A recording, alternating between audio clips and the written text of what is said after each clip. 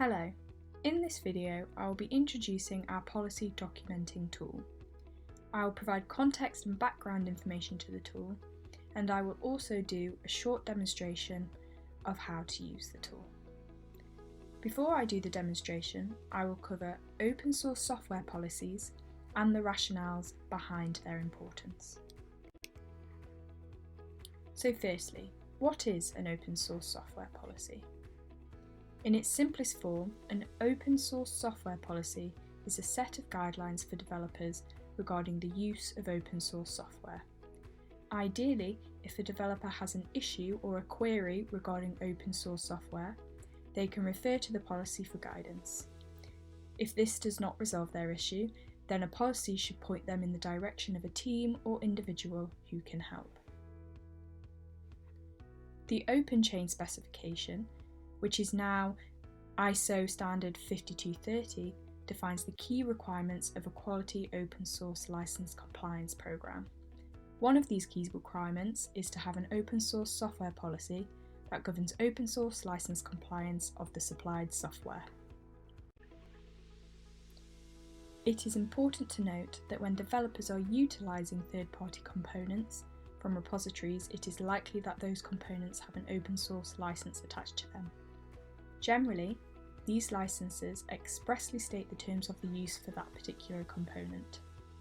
This means there are obligations you must fulfill to use the open source software without infringing the rights of the copyright holder. The obligations you must fulfill are dependent on the terms of the license for each component. These licenses may have conditions related to providing attributions, copyright statements, or making a written offer to make the source code available. Therefore, we need the policy to govern compliance with these obligations. As previously noted, the OpenChain specification identifies one of its key requirements to a quality compliance program is to have a policy that governs open source license compliance of supplied software. Ideally, an open source software policy will guide developers through the steps that need to be taken to ensure license compliance with the third-party component used in development, therefore reducing the risk of copyright infringement whilst also decreasing business, legal and reputational risks around non-compliance.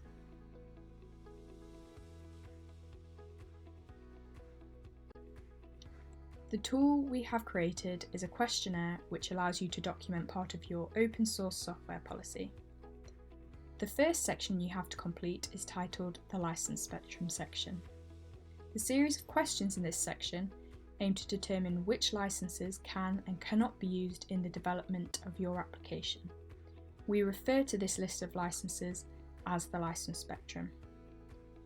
Various factors may dictate your license spectrum, for example, how you are licensing your software and the type of application you are developing. We cover these in the tool and various other factors.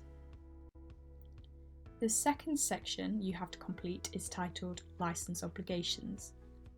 Generally, the majority of open source licenses come with terms of use.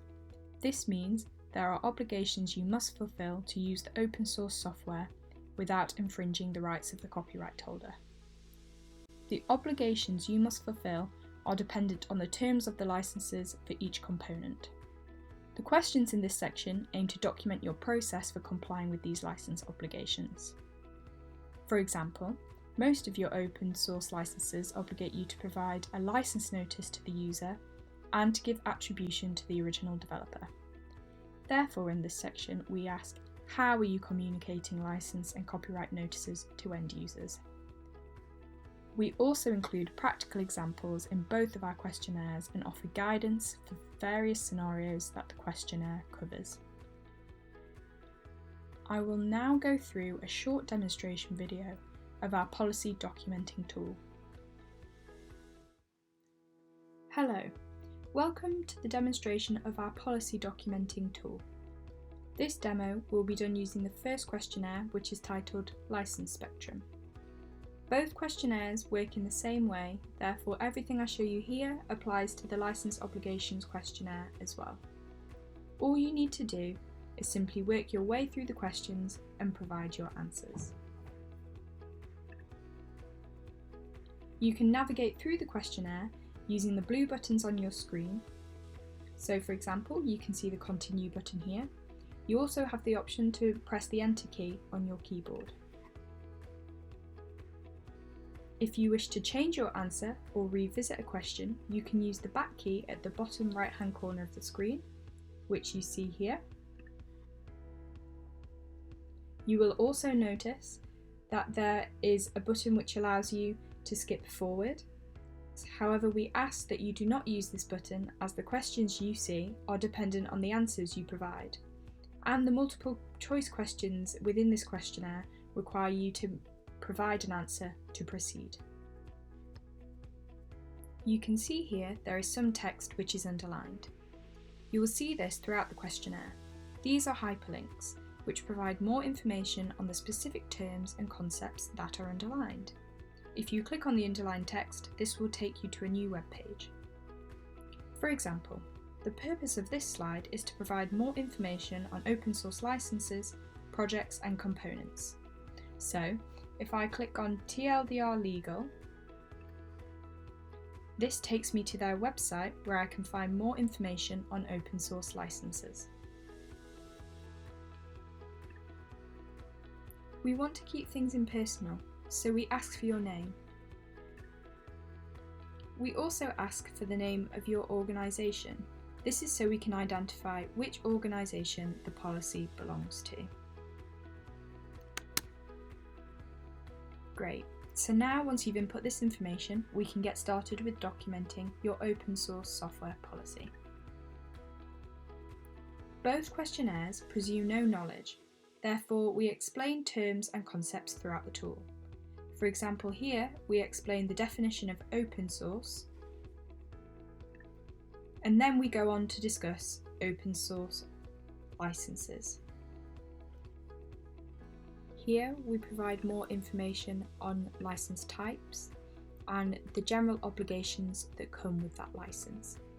And then we discuss the various factors that may dictate your spectrum.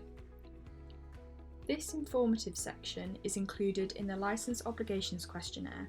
However, the information that is provided differs slightly as it is relevant to the content of that questionnaire. So now we come to the first question, which is, what type of application are you developing?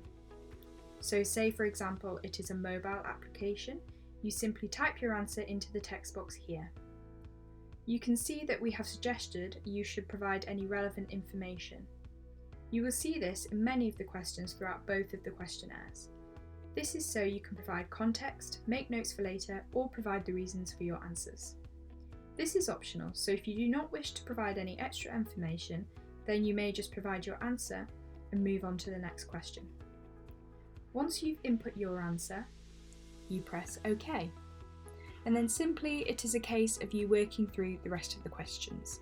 So the questions may come in a multiple choice form, as you see here, which you simply just select the option you want. There's an option here for more information. So if you were to click this, you could get more information regarding these three options. We have many questions in both questionnaires under this same format.